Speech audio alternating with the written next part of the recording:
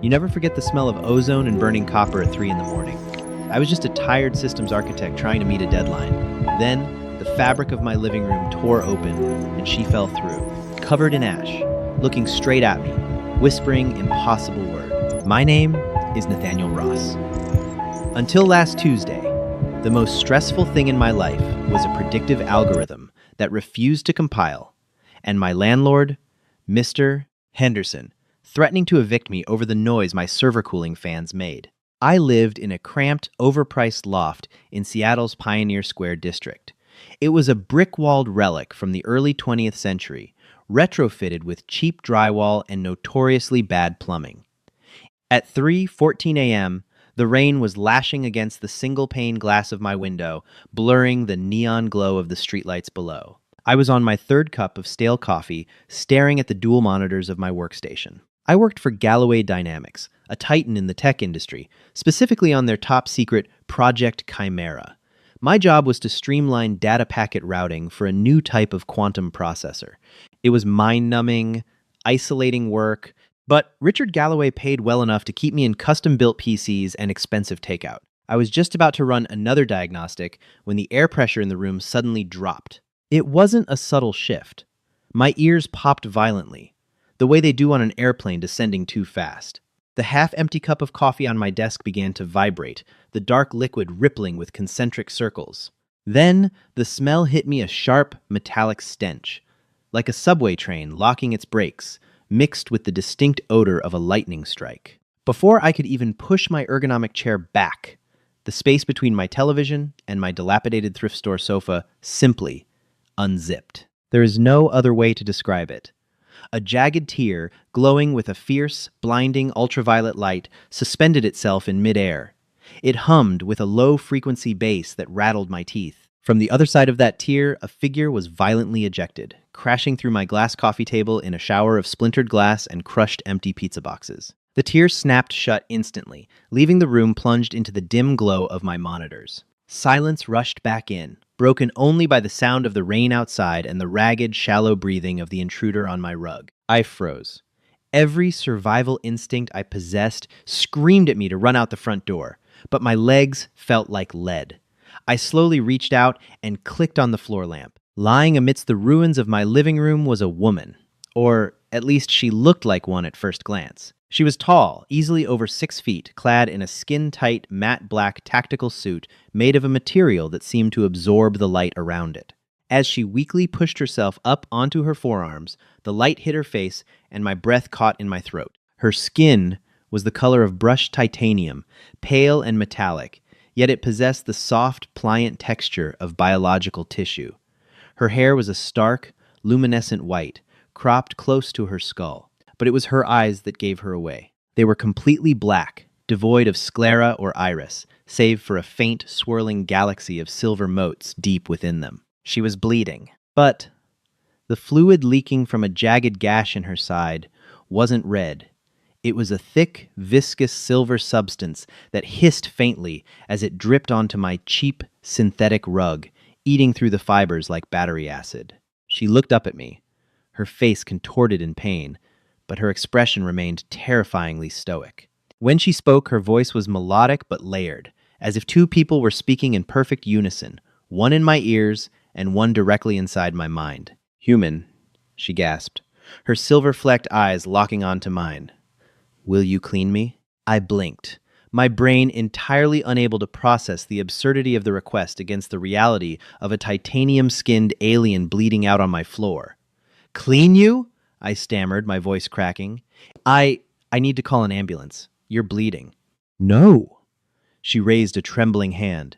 A jolt of static electricity leaped from her fingertips, instantly frying the smartphone I had just pulled from my pocket. I dropped the smoking brick of plastic onto the floor with a yelp. "No authorities," she commanded, her breathing growing more labored. "Your primitive medical facilities cannot aid me. I am not leaking vital fluids. I am compromised.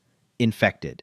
I took a hesitant step forward, my hands raised in a placating gesture. "Infected with what? Lady, you just fell through a hole in reality and broke my table. I don't even know what you are." I am adjudicator of the Orion Sol Collective, she said, her head dropping back onto the carpet. You may designate me as Diana. It is a phonetic approximation your vocal cords can manage. And I am infected with a localized nanoswarm. It is eating my synthetic dermal layer and broadcasting my coordinates. If it reaches my neural core, I will be unmade, and your world will follow shortly after. The sheer weight of her words hung in the damp air of my apartment. I looked at the silver fluid bubbling on her side. It wasn't bleeding. It was swarming. A microscopic army dismantling her at the cellular level. Why me? I asked, a frantic edge entering my voice. Why did you come here? I was aiming for a spatial coordinate devoid of sentient life, Diana wheezed. Your dwelling was anomalous. A concentration of high-density data processing masked the area. But I am here now, and I require your assistance. What do you want me to do? I asked, the absurdity of the situation finally giving way to a bizarre, adrenaline-fueled hyper-focus. I was an engineer. I fixed things. How do I clean you? The swarm is highly advanced, but it is vulnerable to primitive chemical disruption, she explained, her black eyes dimming slightly. Have you any strong solvents, oxidizing agents, alcohol, bleach? My mind raced. Solvents. Wait. Yes. I sprinted to my bathroom, tearing open the medicine cabinet. I knocked over a bottle of mouthwash and a half-empty tube of toothpaste, finally grabbing a large, industrial-sized bottle of 99% isopropyl alcohol, the stuff I used to strip thermal paste off computer processors. Beside it sat a dusty brown bottle of 12% hydrogen peroxide I kept for deep cuts. I rushed back into the living room, my arms full of chemicals, cotton pads, and a pair of heavy-duty tweezers. I have alcohol and peroxide. Will this work? Diana eyed the bottles. Crude, highly toxic. It will be excruciating. Yes, it will suffice. All right, I said, dropping to my knees beside her. What's the second part? You said something about your neural core. The chemical bath will destroy the physical swarm, she said, her voice dropping to a harsh whisper. But the logic virus resides in my cybernetic interface. It must be isolated and purged digitally. Do you possess a high-capacitance logic engine? I stared at her, then slowly turned my head to look at my massive, custom-built PC tower humming on my desk, boasting an RTX 4000 and 9128 gigs of RAM, and a custom liquid cooling loop. I have a computer, a really, really fast one. It will have to do, Diana said. Begin the physical purge. Now. Before the tracking signal pierces the atmospheric interference of your storm, I uncapped the bottle of 99% isopropyl alcohol.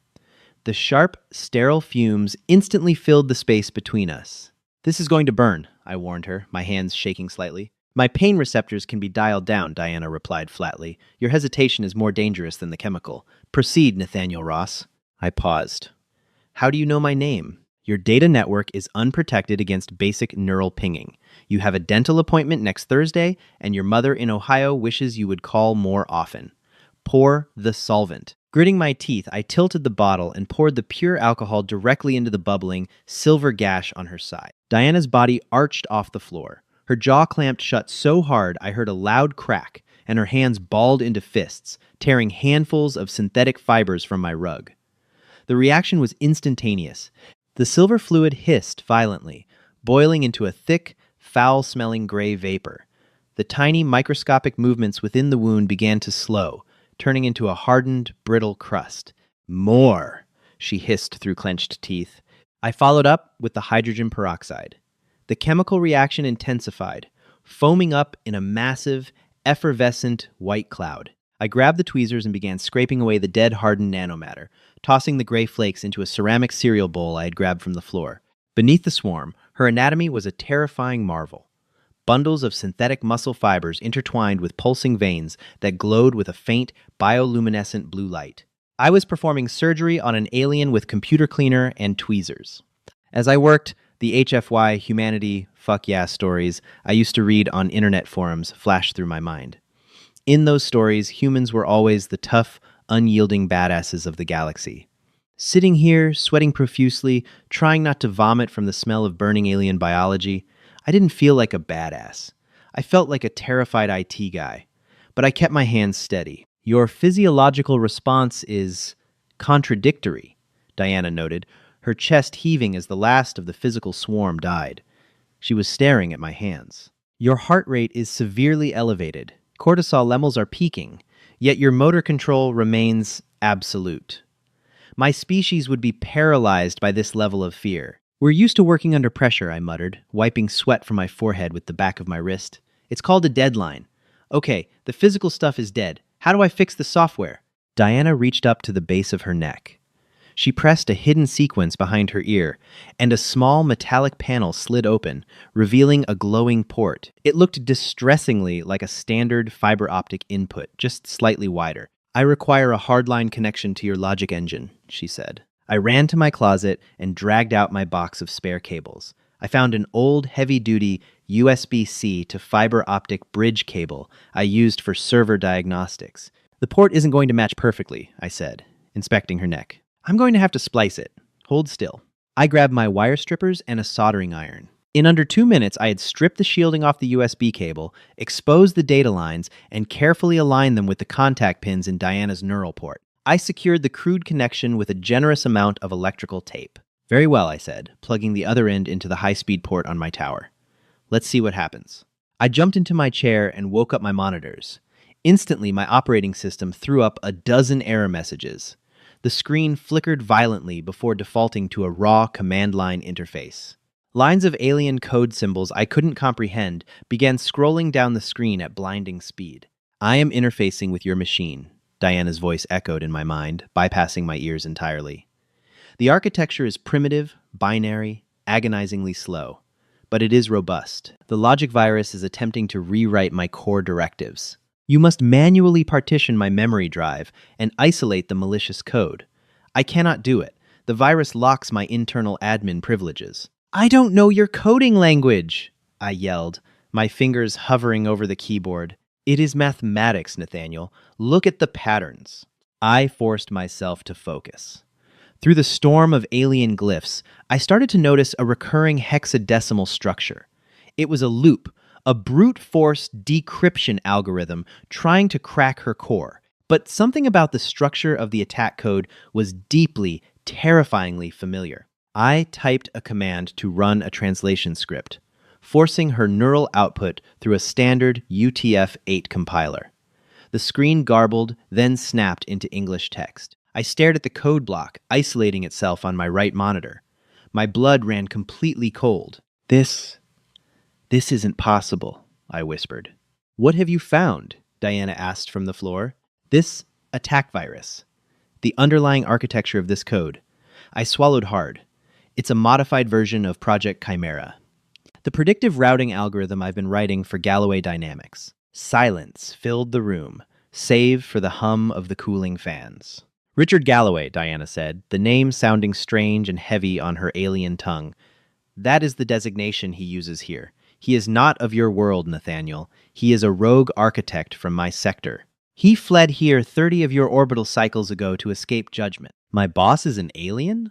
I asked, my voice flat, entirely devoid of emotion as my brain overloaded. He is building a localized singularity weapon, Diana explained, sitting up slowly, the electrical tape pulling taut against her neck. He has been using human infrastructure, human labor, and human resources to manufacture the components under the guise of technological advancement. Your Project Chimera is the targeting matrix for the weapon.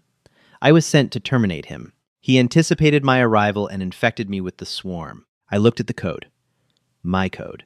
I had spent the last 2 years of my life writing the software that was going to destroy a planet.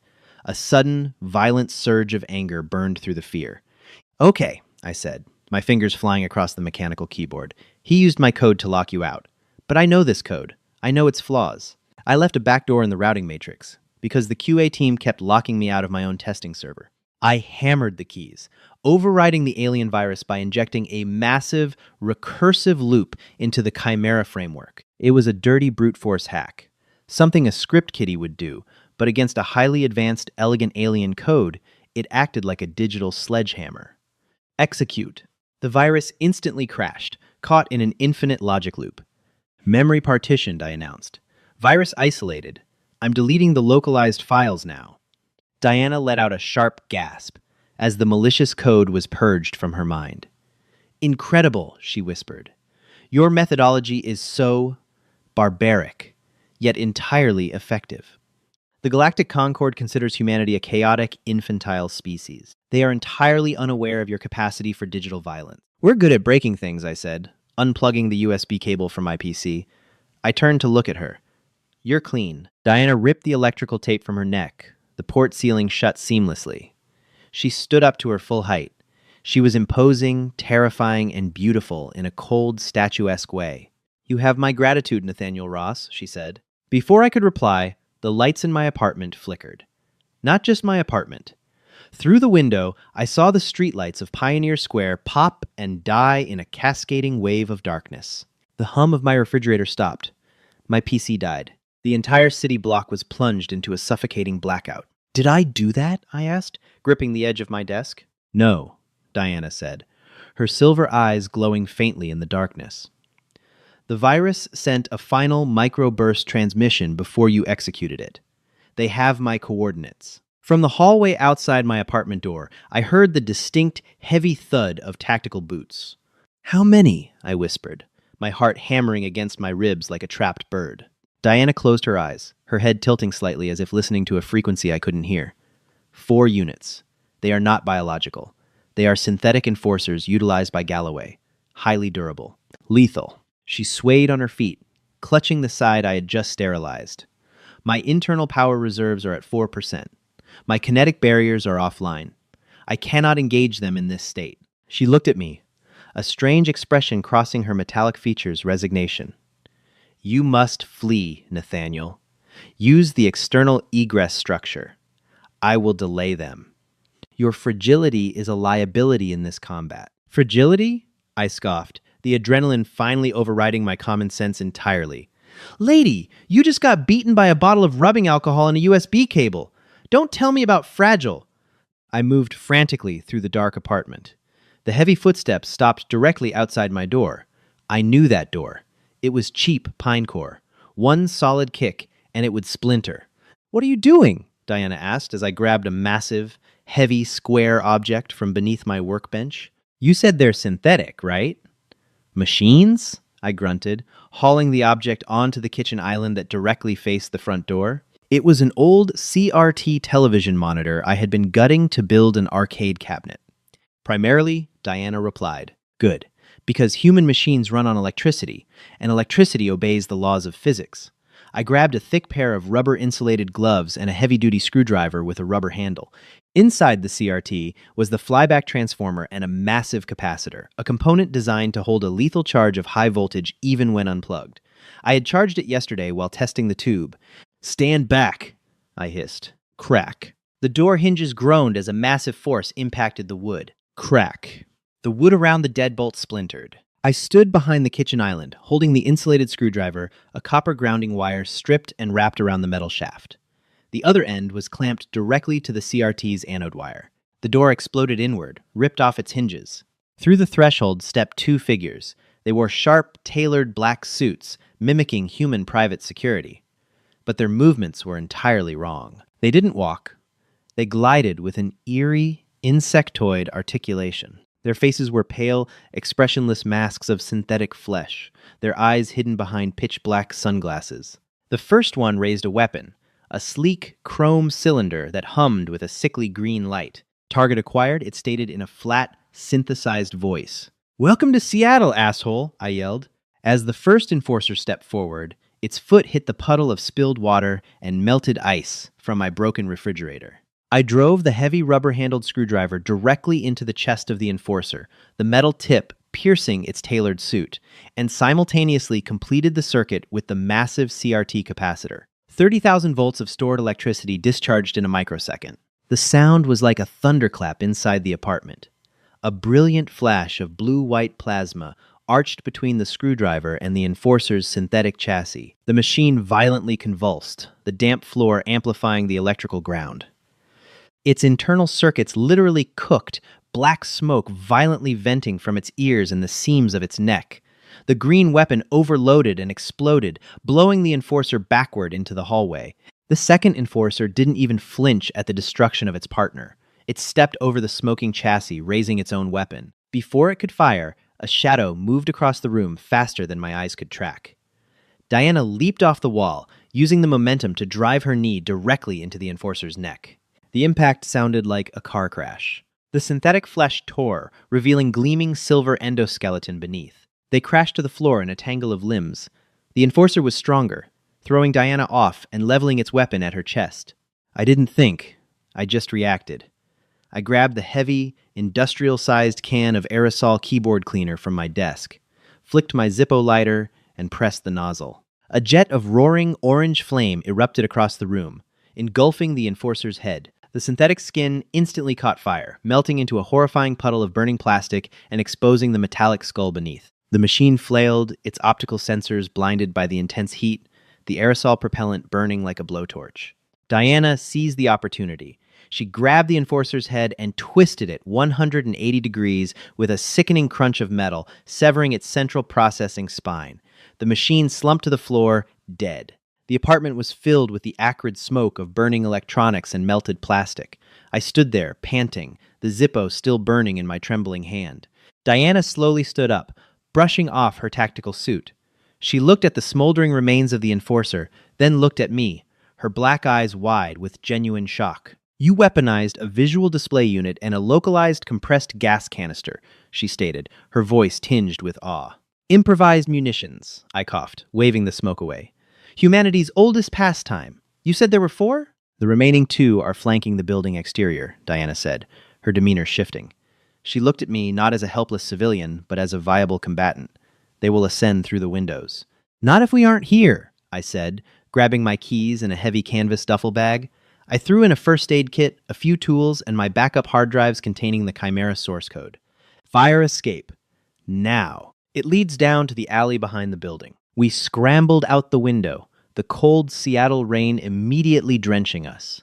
The iron fire escape was slippery, but we descended rapidly. As we hit the alley floor, a high-intensity spotlight swept across the brick wall above us. "They are in pursuit," Diana noted. "My car is in the basement garage," I said, breaking into a run.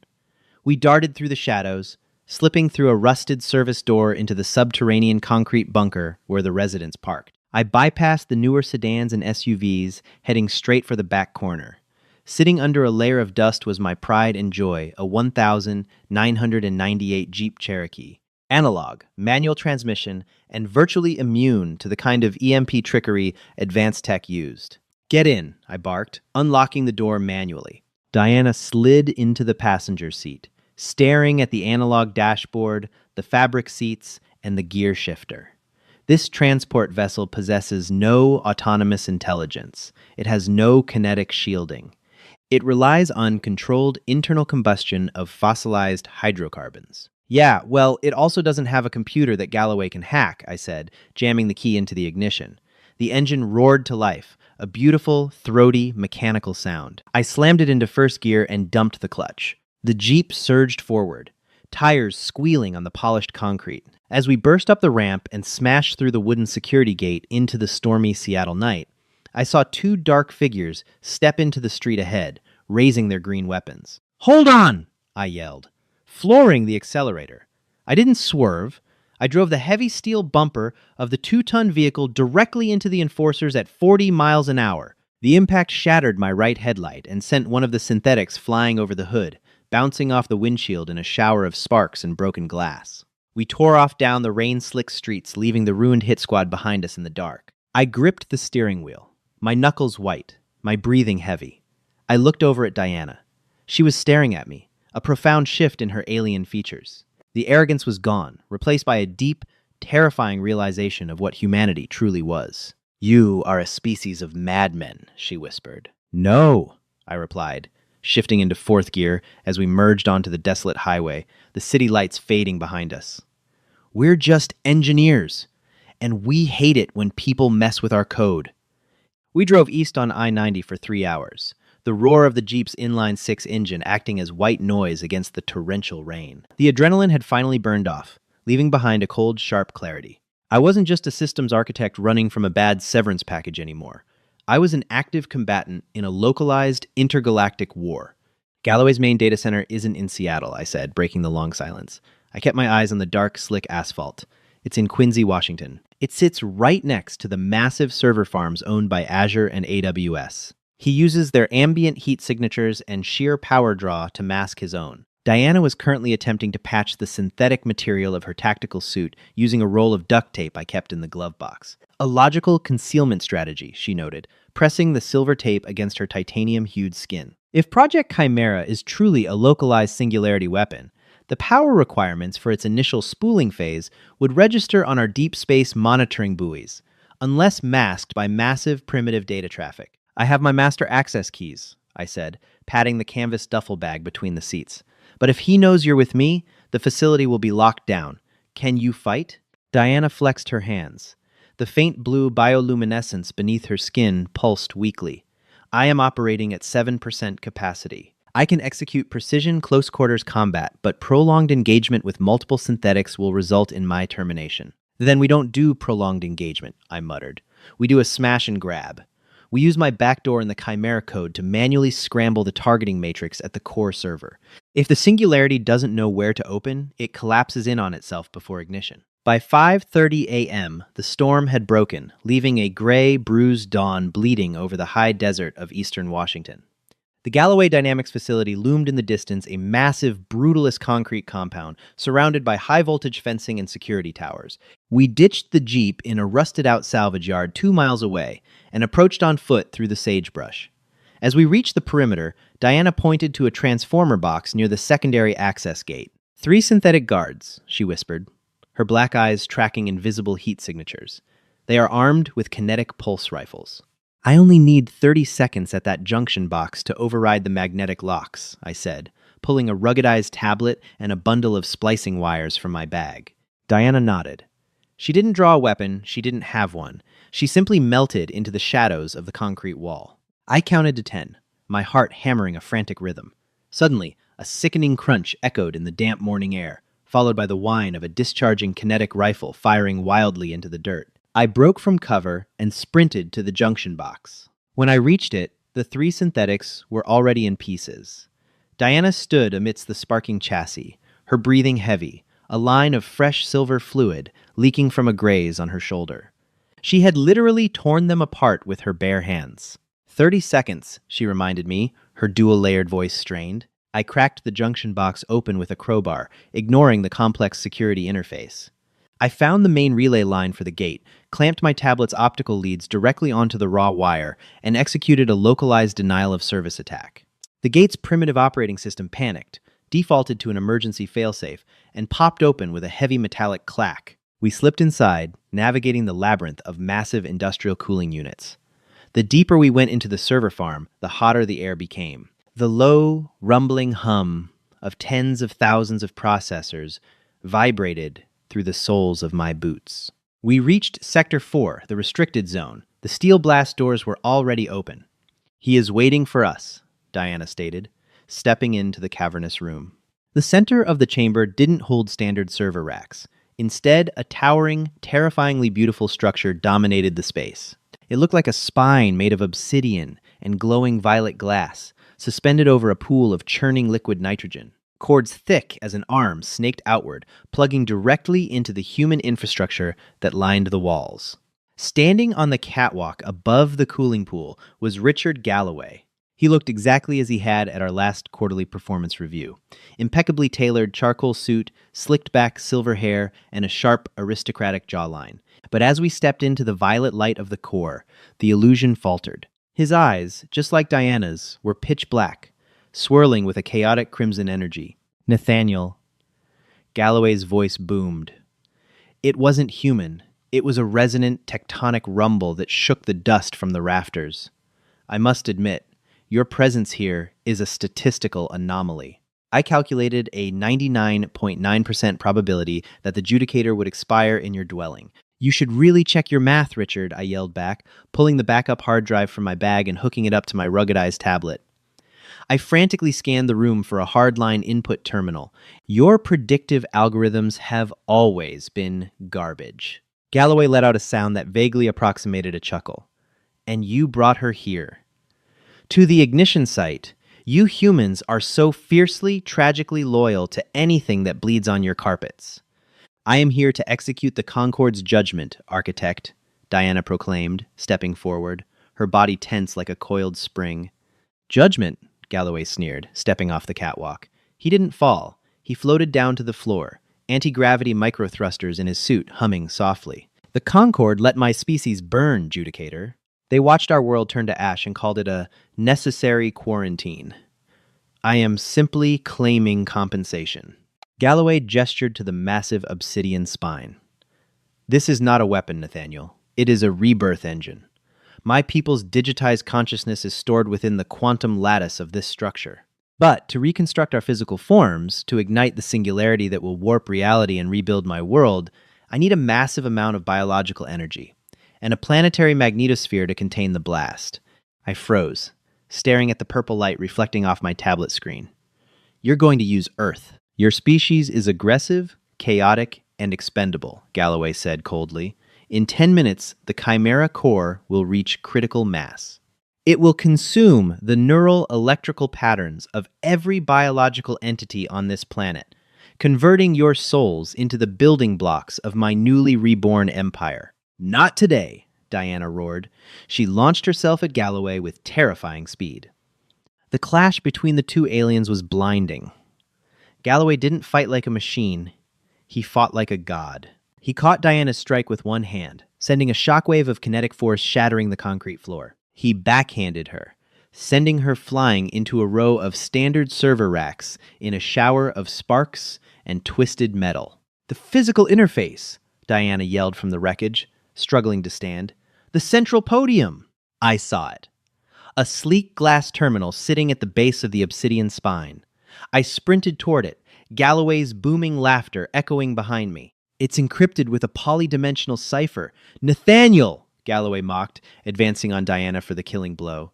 Your primitive hacking tools cannot bridge the architecture. I slammed my tablet onto the terminal, ripping off the casing to expose the raw fiber optic input. I jammed the connection into the console. You're right, Richard, I muttered, my fingers flying across the virtual keyboard of my tablet. I can't hack a polydimensional cipher, but I didn't come here to hack it. I looked up at the towering alien structure, then over to Galloway, who had pinned Diana by the throat. You built your god machine using human infrastructure, I shouted, my voice cutting through the hum of the gathering singularity. You relied on Galloway Dynamics servers for your cooling loop, your power distribution, and your targeting matrix. You relied on my code. Galloway turned his head, a flicker of genuine confusion crossing his crimson-flecked eyes. And human code, I said, hitting the enter key, is notoriously full of bugs. I didn't inject a virus. I didn't try to shut down the core. I uploaded a massive, uncompressed zip bomb petabytes of junk data, fractal equations, and infinite looping cat videos directly into the Chimera routing matrix. The result was instantaneous. The pristine, elegant alien rebirth engine was forced to process the chaotic, nonsensical garbage fire of human internet culture through a bottlenecked routing protocol. The obsidian spine shrieked. The violet light flickered violently, turning a sickly, unstable red. What have you done?